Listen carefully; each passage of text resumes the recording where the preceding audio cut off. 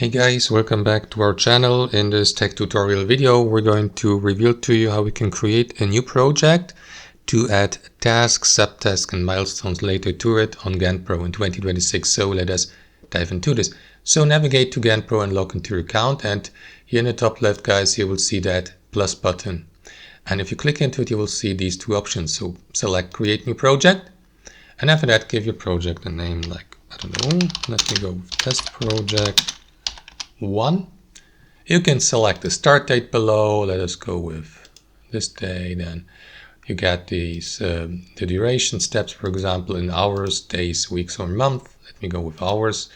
You can use one of these templates, for example. Let me go with an empty project. And after that, guys, you may enable also the working days. Starting from Monday, for example, to Friday, you can unselect or select these days. Let me go with that selection and do the same for the working hours below. Simply click into that space here and select these hours, or you can unselect these, for instance, to create breaks between one half and the other half of the working hours, and that's it.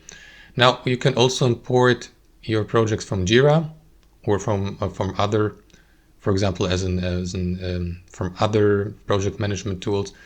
And once you're ready, guys, click into creating project, wait for it to be created, and that's it. That's your project. To access it, click into that button here in the top left, all project, and navigate through your list of projects. And that's it. Thanks for watching. Hope you enjoyed it, got some value from it, and we'll see you next time on our channel.